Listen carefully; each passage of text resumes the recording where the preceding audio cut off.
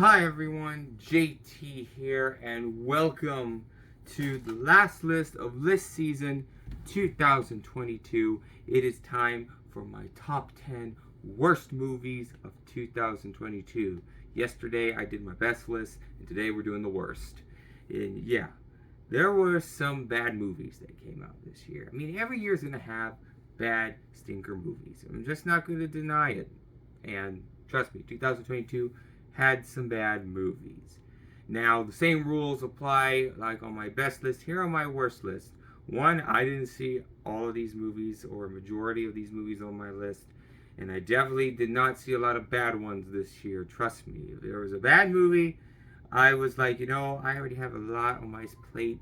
Why am I going to spend time watching something bad when there's other things I can watch and do? Like, I'm not going to waste my time. I'm just going to skip it. I'll just see what the critics say and just leave it from there. Otherwise, though, I did see a few, and my number one pick definitely I have a lot of thoughts on, but enough stalling. Let's channel my inner avatar. And yes, I'm wearing the Korra cosplay. I wore it on my worst songs list breakdown I did on Snapchat. I'm going to wear it here as well. Show off my muscles. And of course, because I just want to don this cosplay for one final time this year, this will not be on until February for Anime Corpus Christi. But other than that,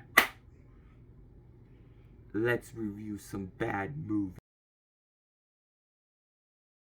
Up at number 10, we have Strange World. I went to watch this Disney movie on Disney Plus, and yeah, the end result was a very, I saw a lot of people have been saying, this is like Treasure Planet, the same kind of Fire the Sun dynamic, all the adventuristic parts of it. This is not like Treasure Planet. I've seen Treasure Planet. Treasure Planet was good. This movie, yeah, visually it looks great, and I did like the voice acting, and also the whole gay relationship controversy in this film. Like, seriously, I don't know why everybody's getting after Disney on that. It was very mild. Watch The Owl House. We got very explicit gay representation there. It's way more explicit there. But bottom line, this movie, it was just like Encanto. I didn't really understand what's the lesson learned here. What happened here? The father-son dynamic between Baby Clade and his father Jaeger Clade. I really didn't understand that, and it felt like boring. This movie felt forgettable, that a Disney animated film shouldn't be. Again, this is no Treasure Planet, but it was strange. Strange, though, doesn't mean sometimes it can be good. And this movie was just, At number 9 on my list, we have Luck. The big movie on Apple TV Plus, the great comeback for legendary director John Lasseter's big return to the animation industry. Yeah, the movie Luck was not that. I like the character Sam Greenfield, but again, like with Strange World, this movie felt very forgettable, And the premise, she finds this coin. She gets now good luck after suffering just bad luck all the time. And, it felt boring. Nothing very interesting. Not something that I can come back to a lot. And that's the unfortunate thing. Like, John Lasseter aiming this as being his big comeback. Yeah, if you think this was the lucky strike, dude, it was not. Look, I know this could be a controversial topic because with John Lasseter, but like, I want to give him a second chance, but he's got to make something better than Luck. He's got to have something that really is going to capture audience's attention. And well, this film was sadly unlucky at achieving that for him. So, sorry. On my list, Ice Age: The Adventures of Buck Wild. Well, this was a thing, Disney, of course, just scraping what is left of the carcass of Blue Sky Studios. Released this on Disney Plus, and well, I didn't care for it. Outside of the scratch short films, my interest in Ice Age kind of was gone by the fourth film. I didn't really care a lot about Ice Age after that, and this movie had nearly no interest. Like, I was not really found Buck Wild to be memorable in the third film.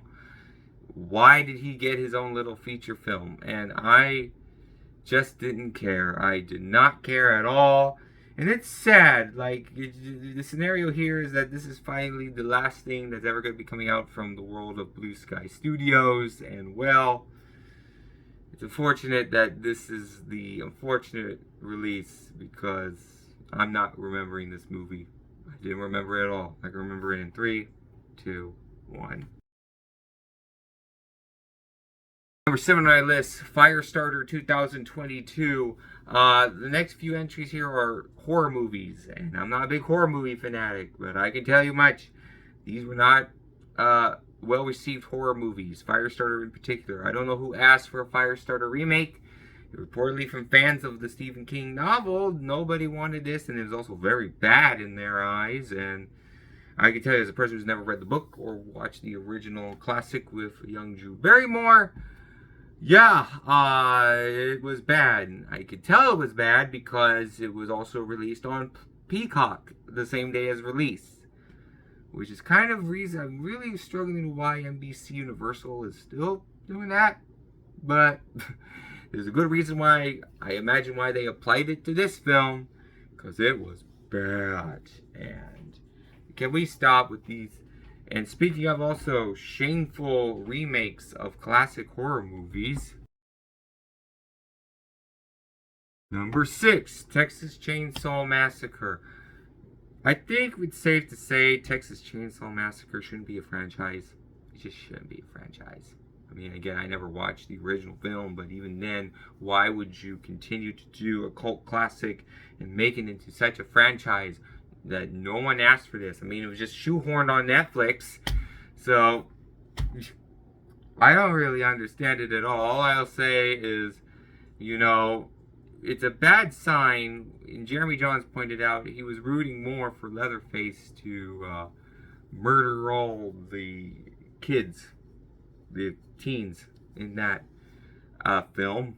And yeah, when you're rooting for the villain protagonist in a horror movie, that's bad. It's super bad. And I didn't watch it, but if it's bad like that, it's definitely bad. 5 on my list. Another franchise, we had bad horror movie remakes. We also had bad video game movies. We had here Uncharted, the feature-length motion picture. Now, granted, I've never played the Uncharted video games. I probably should, but I have not. But it's safe to say that if I want a cinematic experience, why would I watch a movie where Tom Holland's portrayal of the main character of Uncharted is basically his own personality in it, and Mark Wahlberg's being Mark Wahlberg? I've never played the video games. That's the thing. Like, the cinematic cutscenes in video games are so high quality now, with the exception of Last of Us 2. They're so high quality now. Why are we still doing these things? Why are we still asking for these?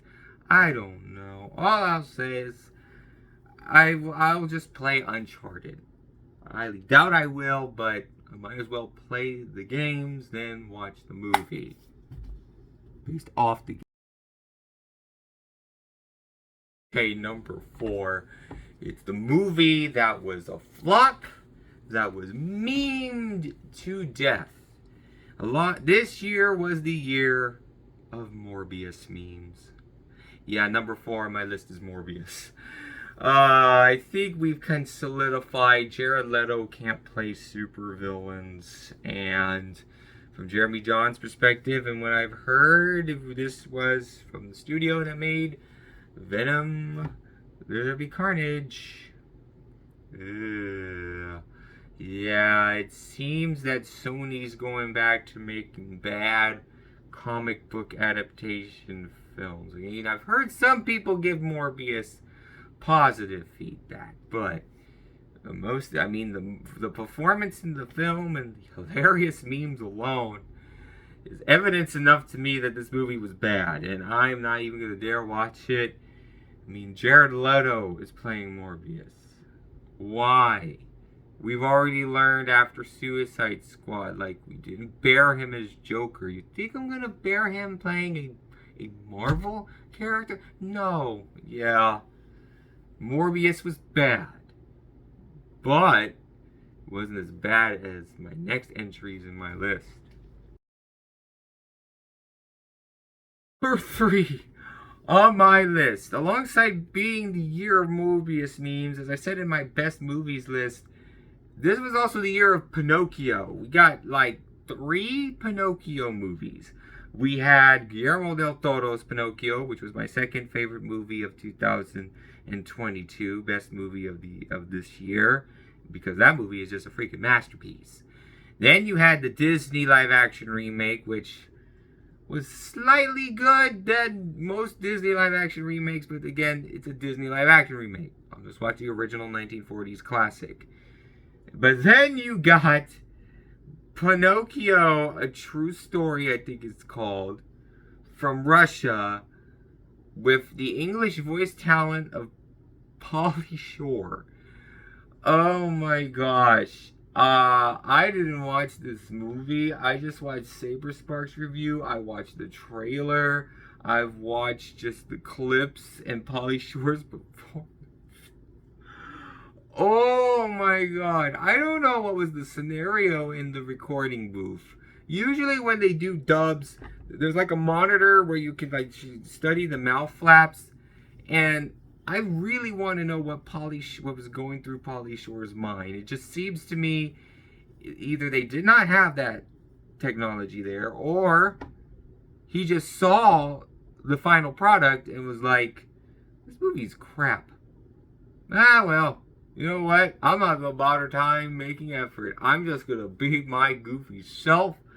Even if it doesn't match with the tone of the movie, screw it. I'm just going to act myself. And boy, does he. Like, the way that the voice acting is so not in tune with the film, and is so much Pauly Shore in his usual acting self, you know.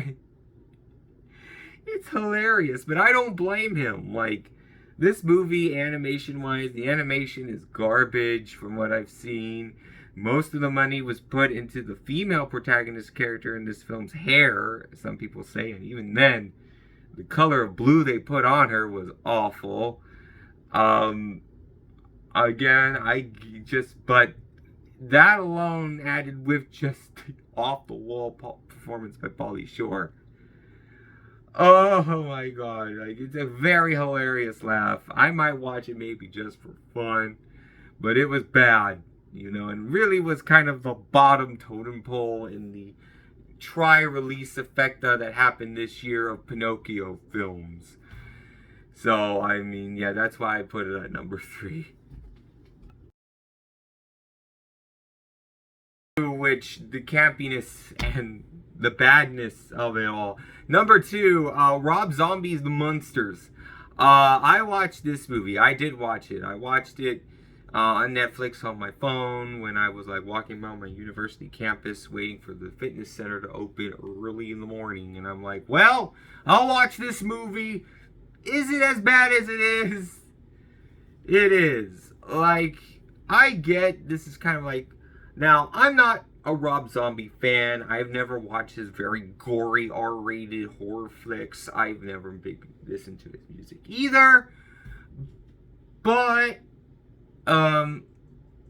seeing him go from his usual formula to making this very PG-centric, family-friendly adaptation of The Munsters was so bad. The trailer alone displayed the badness, and boy, watching it, the issue I had was really just in the acting. It's like some of the actors tried their best to imitate the characters of the monsters. Some of them just didn't do a good job or really didn't study the original series. And also the cinematography. I'm very kind of aware that Rob Zombie has a certain signature camera style, cinematography style, which might work in more gory R-rated horror stuff.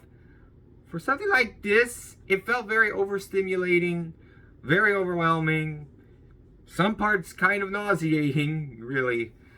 I kind of got a little bit dizzy, kind of, with some of the camera stylings of the panning back, you know, it's just, but man, this was so hilariously bad. Really bad. It was so bad. It's up there with almost like Glenn Danzig's Verotica, if I have to.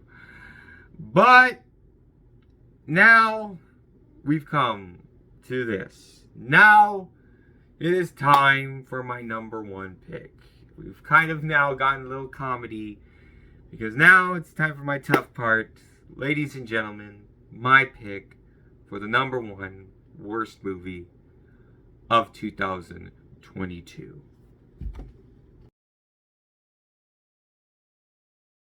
Oh, Andrew Dominic. Why? Yeah, number one, Blonde. This movie, I really had a tough time debating if it was appropriate to give this movie the number one spot of the year. You know? But the more that I looked back at clips of the film, the more that I watched the Be Kind Rewind, she did a great breakdown on what made this movie, why people did not like it, why people found it bad. And I will link it down below. But, you know, this was a movie I was anticipating, you know, after with the success of the Elvis biopic, you know, a Marilyn Monroe biopic. Yes, I was looking for it. Then everything was coming out about it. The very shocked to wonder that this was also going to be the first NC-17 movie I'll ever watch. Yeah, this movie, after really watching it, I mean, I felt uncomfortable watching it. You know, like I had to watch an episode of Bee and Puppy Cat just to cleanse myself after watching it. It just was, it's hard for me to really explain. It felt a bit exploitative, and it just felt like it was depressing, but it was a way of depressing that it beat you over the head of how depressing it was, you know? Some things also were so inaccurate. Do I believe she had, now granted, was her relationship with Joe DiMaggio there was acts of physical abuse that he did to her. Evidence points that yes, that was happened. Did Marilyn Monroe have a threesome with Charlie Chaplin's son? No. The whole situation with JFK, historically wise, I can confirm, no. That did not happen. And it was also very disgusting. Not to mention the whole scenes with the rockets and I know what the innuendos were in that scene. Like, they were very, I agree, they were corny and really unnecessary and just really made no sense in there and very just gimmicky. It hurts because firstly, I loved Ana de Armas's performance in this movie. You know, even though her Spanish accent leaked a few times, it was good. She did a great job. She understood the assignment, but just Andrew Dominic's writing, the portrayal of Marilyn Monroe, it just was very, it bordered into the range of being very exploitative. Like, looking back, like, that's what, coming into this list, I was so bothered by this movie. This movie bothered me. How, like, Disney's Pinocchio remake bothered Jeremy Jahns, Blonde bothered me a lot. Because with this Elvis movie and how they told Elvis's story and the whole relationship between him and Colonel Tom Parker and the cautionary tale subject matter. With Marilyn, it felt really, I mean, firstly, it was based off a book that's a fictional telling of Marilyn Monroe's life. It's not accurate. But added to that, it's like they want us to believe that this is how Marilyn Monroe's life was. And I'm not saying she had a wonderful life, but I don't think it was as depressing as they made it seem. Not to mention, there were scenes here, the graphicity of it at a few points were very discomforting. And makes me very understand why this movie got an NC-17 rating. Look, I'm gonna link to Be Kind Rewind's video about this movie more, but like, I have no words. Just the feeling of me was like how I feel when I have to listen to a posthumous Juice WRLD single or XXX Tentacion single. Like, it really feels gross. It felt gross. It felt wrong, and it just really did not make me look at Marilyn Monroe that I believe I should, like, in terms of the legacy and the image and the impact she made on Hollywood. You know, I just didn't like this movie, you know. I'm not saying Andrew Dominic was being disrespectful, but the vibe, the tones, the themes, some camera shots, the story being so overwhelming. Yeah, I mean, I just didn't like this movie. I just didn't. And that's why I have nothing more to say, but yeah. It's not the worst film from a visuals perspective, but story-wise and just the subject matter in general. Yeah, Blonde is my pick for the #1 worst movie of 2022. That's it. That is my list for the top 10 worst movies of 2022. I mean, yeah, those were my list. It's very much an interest. It's going to be I don't know how the reaction is going to be, but again, this is all just my opinion. Okay? If you disagree, if you have your own personal choices of what was the worst movie of 2022, let me know in the comments down below. Please leave a like. Please subscribe if you can. And I hope everybody has a great and safe and fun New Year's. And hopefully we all have a great, safe, and more positive 2023. Thank you all for watching. This is JT, signing off.